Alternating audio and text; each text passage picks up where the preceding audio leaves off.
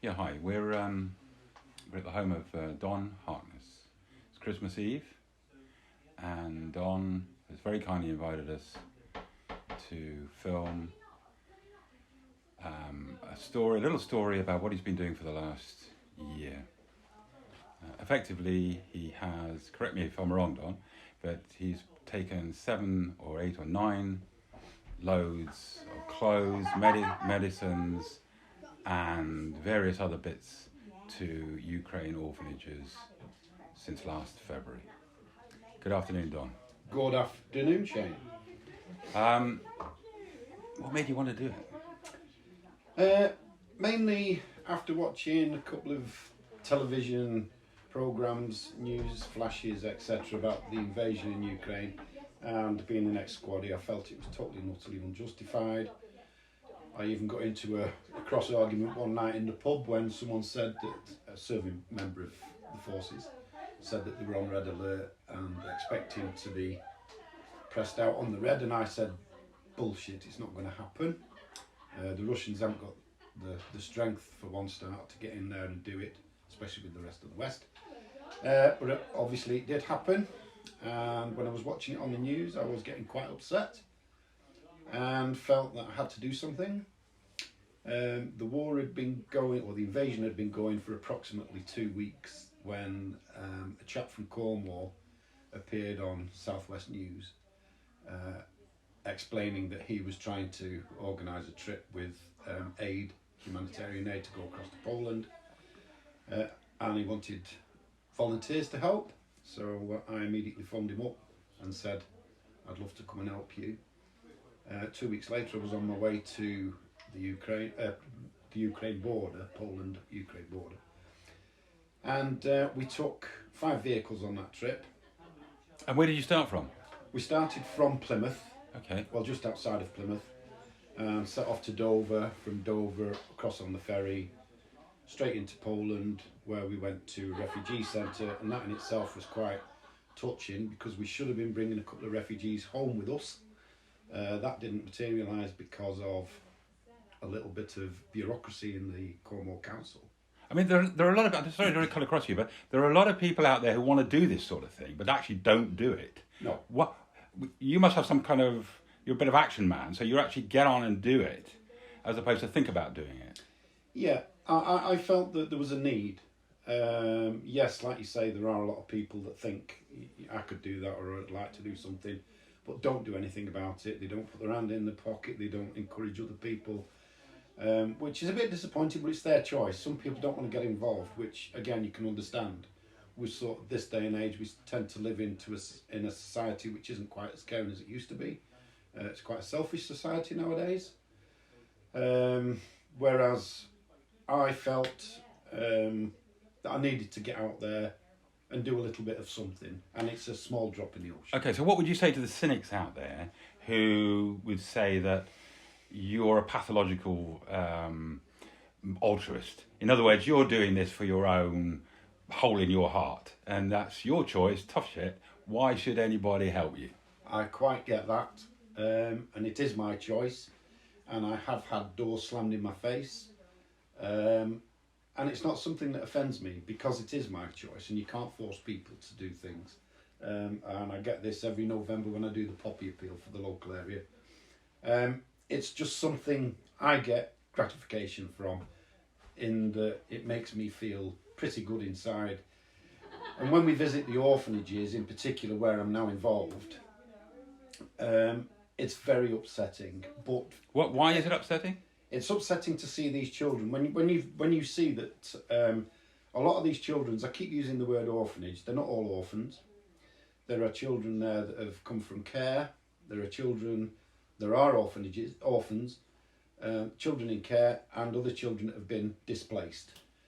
And there are 2 children in one of these particular orphanages, I'm not allowed to mention the names, that turned up literally in Poland, getting off a train, nobody with them, and the only thing that they had for identification was a mobile phone number which had been etched in indelible ink on their arm, one on their arm and one on the child's back.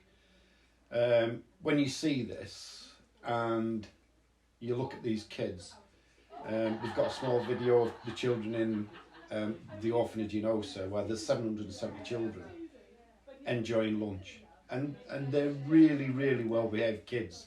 And when you look at them and you think, you know, what would you do to have your mum and dad sat with you right now?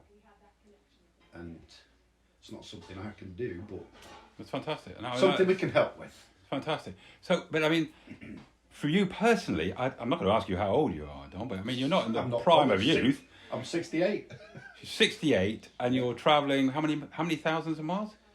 Each trip is just short of 3,000 miles, so we're having to do a minimum of, you know, like 550 miles a day.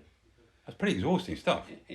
Very exhausting. I didn't realise how bad it was going to be, because when I was in the forces, I used to travel from Munster in northwest Germany to Cheshire, and I could do that without having to sleep. Yeah, but not now. You're not our age. Not in this day and age. No chance. I get once I've got to Eindhoven from here, which is like just this side of the German border in Holland, I'm tired and I'm ready for a rest. Okay. And then we'll drive again the next day to... And you're going to ask me to do this, aren't you? I know you are. Yes, I did ask you, Shane, if you'd like to join us, and I understand about your medical condition. I'm too old. It's too cold, and you need another truck to take all my medication with you. Yeah, right. Well, we need the space, so we'll leave you behind. I love it. I think it's great, and I hope all of you out there think about it and give us as much help and money as you possibly can. And we wish Don all the best of luck, whether I go with him or not. It's highly unlikely, but there you are. We'll have to wait and see. And I wish him well and a happy Christmas.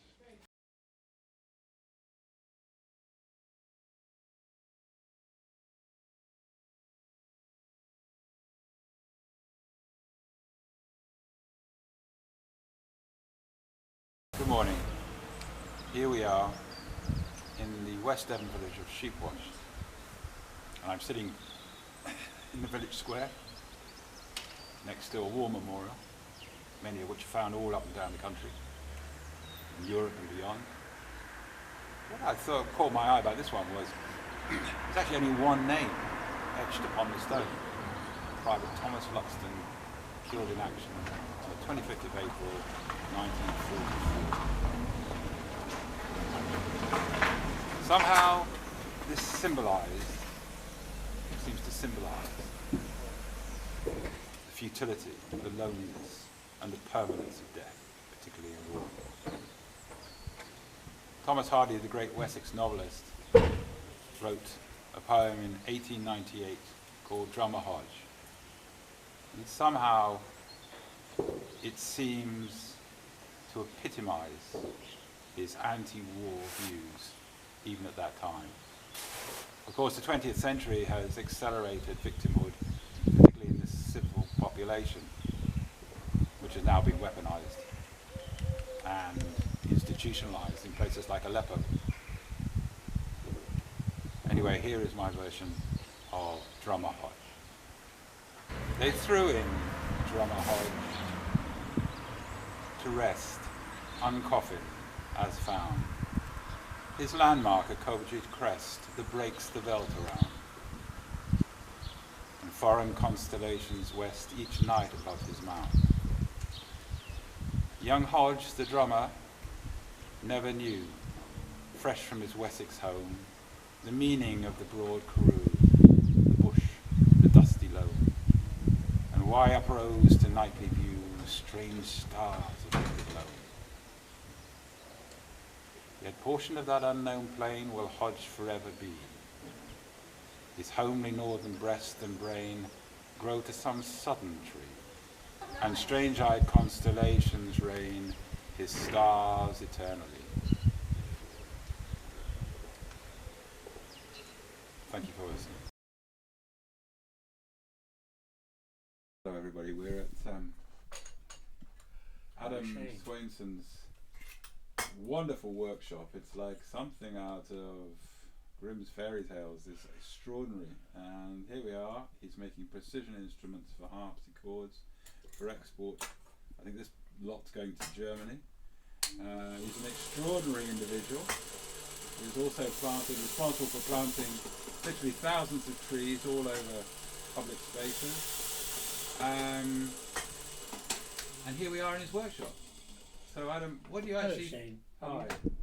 Tell me all about this. Tell us all about indeed, what you're doing. Well, this is just a cunning little machine which actually I made about 35 years ago, which inserts an axle in the jack, as it's called, this item from a harpsichord, making have a swinging of free tongue there, and so this pin jams in one half, and actually it's free in the rest of it. So, but I sit here for quite a long time working at this, thinking about things and listening to videos and so forth. But other spare time I have, obviously I do have a certain sense that given that this is made of beautiful wild service wood, which I was lucky enough to buy quite a lot of from the Swiss-German border 30 years ago, but I felt quite a responsibility to replant as much as I could.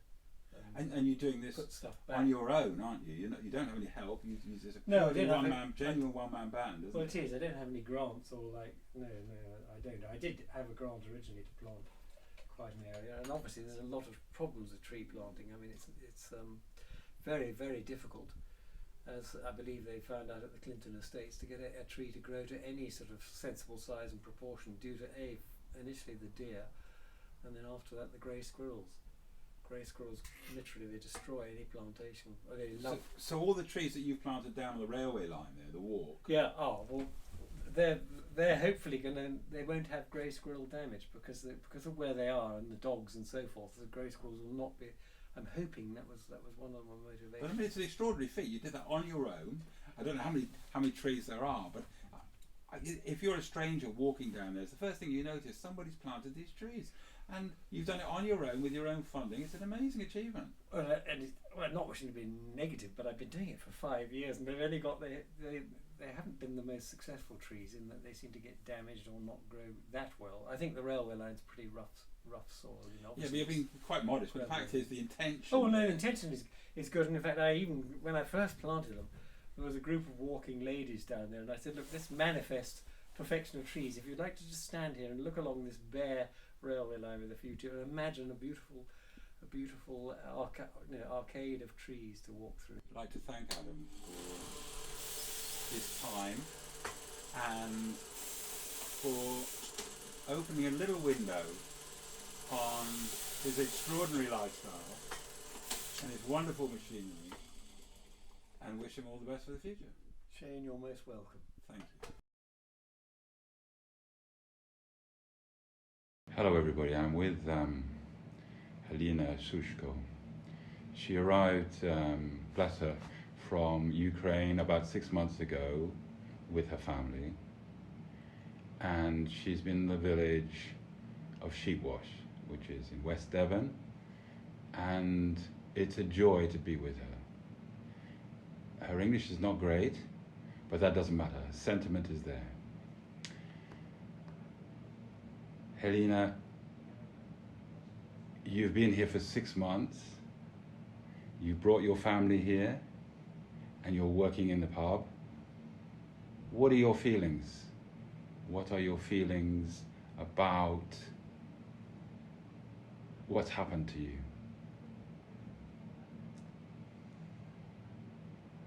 What are your feelings? Do you feel sad? Do you feel happy? I feel happy. Perfect.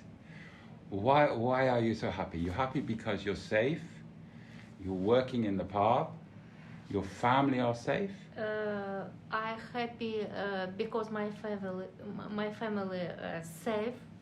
I'm happy because I can work. I'm happy because my daughter learning in school, and this country is very quiet. Wonderful. Yes. That is so good. That is so good. Your English is so good. It's much better. Yeah, it's great. Okay, now what would you say to all those people out there listening to this? What would be your message to them? Take care of what you have. That's a beautiful sentiment. And nothing. That is so beautiful. It's a pleasure to have met you, and I really wish you well, and I hope for all the best for you. and for your country. Mm-hmm. And we hope to take medical equipment to Ukraine Mm-hmm. for an orphanage. And thank you for your blessing.